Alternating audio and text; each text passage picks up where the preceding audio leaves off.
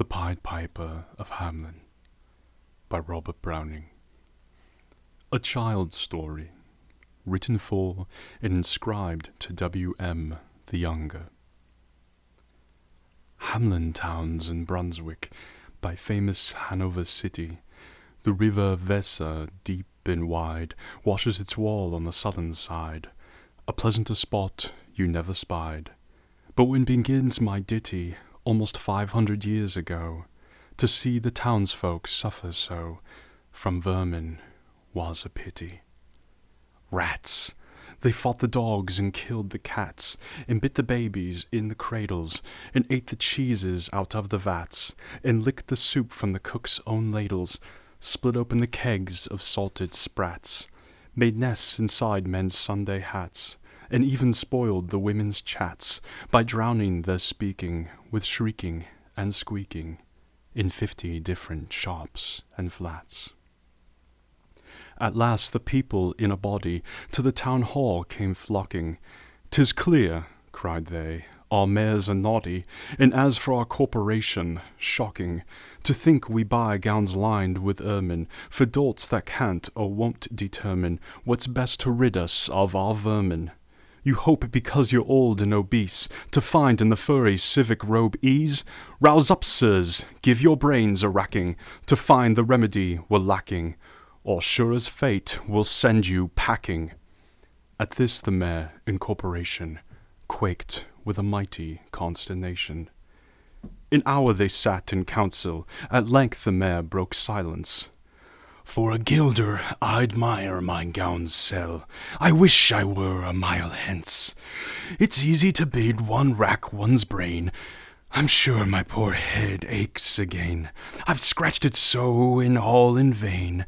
Oh, for a trap, a trap, a trap." Just as he said this, what should hap at the chamber door but a gentle tap? "Bless us!" cried the mayor, "what's that?"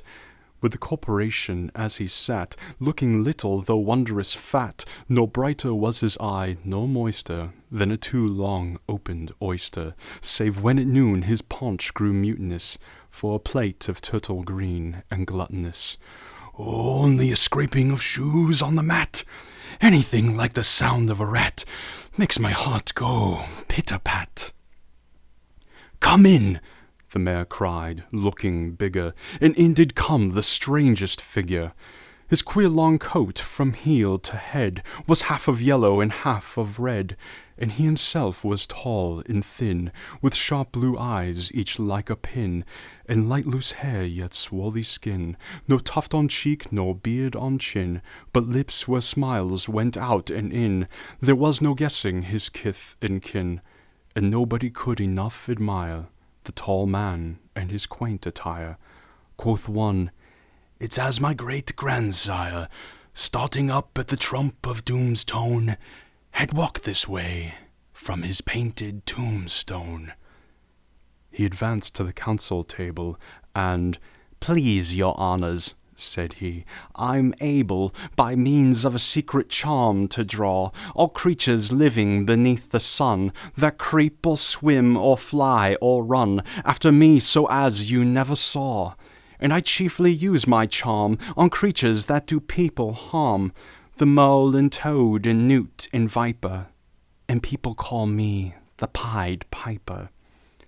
And here they noticed round his neck a scarf of red and yellow stripe, to match with his coat of the self-same check, and at the scarf's end hung a pipe, and his fingers they noticed were ever straying, as if impatient to be playing upon this pipe as low it dangled, o'er his vesture so old-fangled.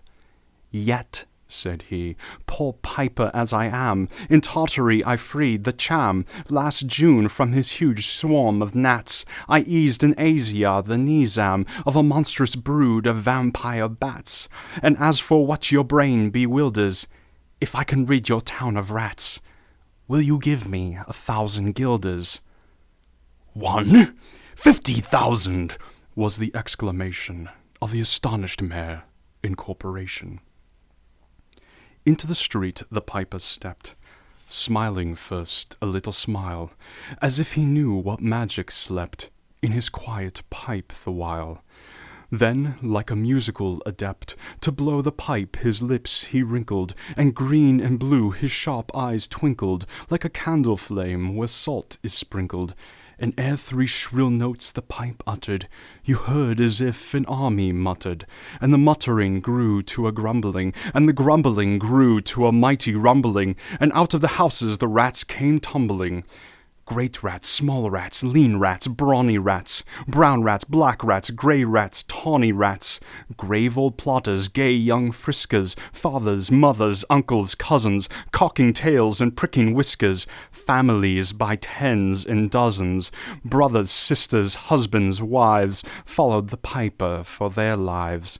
From street to street he pipes advancing, and step for step they followed dancing, until they came to the river Weser, wherein all plunged and perished, save one who, stout as Julius Caesar, swam across and lived to carry, as he the manuscript he cherished, to Ratland home his commentary, which was, "At the first shrill notes of the pipe, I heard a sound as of scraping tripe, and putting apples wondrous ripe into a cider press's gripe, and a moving away of pickled tubboards, and a leaving a jar of conserve cupboards, and a breaking the corks of train oil flasks, and a breaking the hoops of butter casks, and it seemed as if a voice, sweeter far than by harp or by psaltery is breathed, called out, 'O rats, rejoice!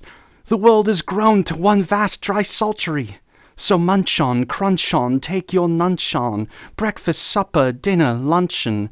And just as a bulky sugar punchin', already staved like a great sun shone, glorious scarce an inch before me, just as methought it said, 'Come, bore me,' I found the Weser rolling o'er me." You should have heard the Hamelin people ringing the bells till they rocked the steeple. "Go," cried the mayor, "and get long poles, poke out the nests and block up the holes, consult with carpenters and builders, and leave in our town not even a trace of the rats," when suddenly up the face of the piper perked in the marketplace, with a "First, if you please, my 1,000 guilders." 1,000 guilders. The mayor looked blue, so did the corporation too, for council dinners made rare havoc with claret, Moselle, Vindegrave, Hock, and half the money would replenish the cellar's biggest butt with Rhenish, to pay this sum to a wandering fellow, with a gypsy coat of red and yellow. "Beside," quoth the mayor with a knowing wink, "our business was done at the river's brink. We saw their eyes the vermin sink, and what's dead can't come to life, I think. So, friend, we're not the folks to shrink from the duty of giving you something for drink, and a matter of money to put in your poke. But as for the guilders, what we spoke of them, as you very well know, was in joke. Beside, our losses have made us thrifty. 1,000 guilders. Come, take 50. The piper's face fell, and he cried, "No trifling, I can't wait beside. I've promised to visit by dinner-time Bagdat, and accept the prime of the head cook's pottage all he's rich in, for having left in the caliph's kitchen of a nest of scorpions no survivor. With him I prove no bargain driver, with you don't think I'll bait a stiver. And folks who put me in a passion may find me pipe after another fashion." "How?" cried the mayor, "do you think I brook? Been worse treated than a cook, insulted by a lazy ribald, with idle pipe and vice-ger piebald. You threaten us, fellow. Do your worst. Blow your pipe there till you burst." Once more he stepped into the street, and to his lips again laid his long pipe of smooth, straight cane. And ere he blew 3 notes, such sweet, soft notes as yet musician's cunning ne'er gave the enraptured air, there was a rustling that seemed like a bustling of merry crowds justling, a pitching and hustling. Small feet were pattering, wooden shoes clattering, little hands clapping, and little tongues chattering, and like fowls in a farmyard when barley is scattering, out came the children running. All the little boys and girls, with rosy cheeks and flaxen curls, and sparkling eyes and teeth like pearls, tripping and skipping, ran merrily after the wonderful music, with shouting and laughter. The mayor was dumb, and the council stood as if they were changed into blocks of wood, unable to move a step or cry.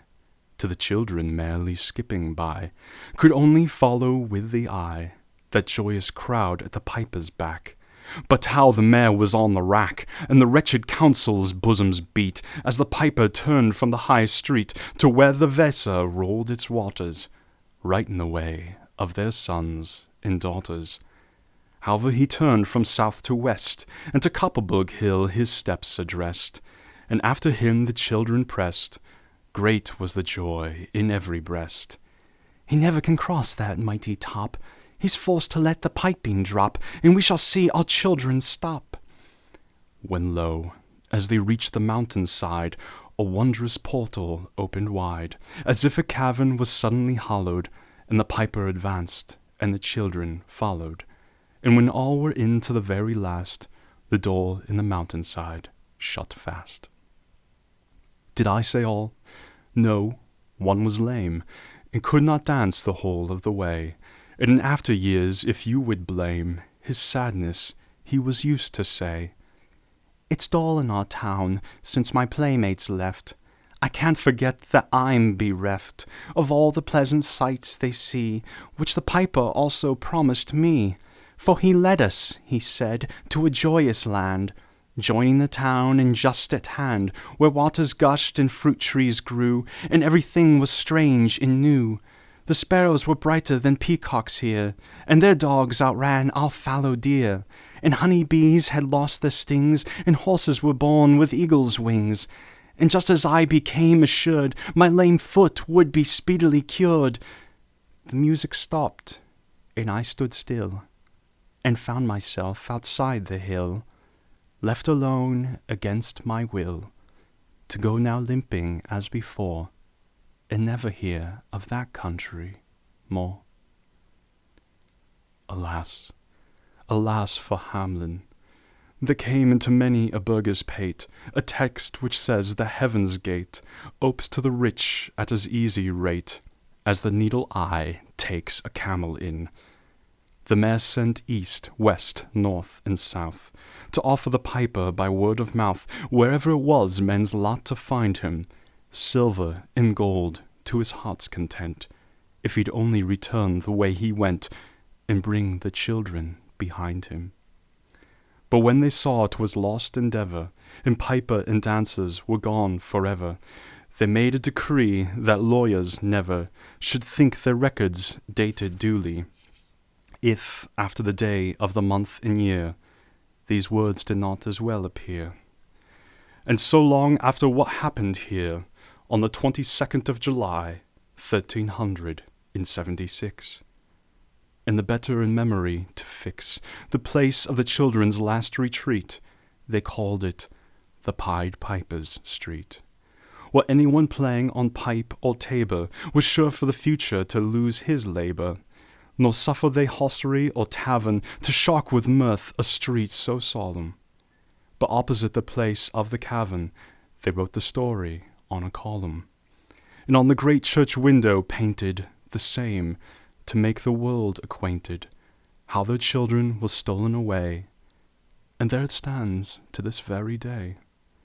And I must not omit to say that in Transylvania there's a tribe of alien people who ascribe the outlandish ways and dress of which their neighbors lay such stress to their fathers and mothers having risen out of some subterranean prison, into which they were trepanned long time ago in a mighty band, out of Hamelin town in Brunswick land. But how or why, they don't understand. So Willie, let me and you be wipers of skulls out with all men, especially pipers. And whether they pipe us free from rats or from mice, if we've promised them aught, let us keep our promise.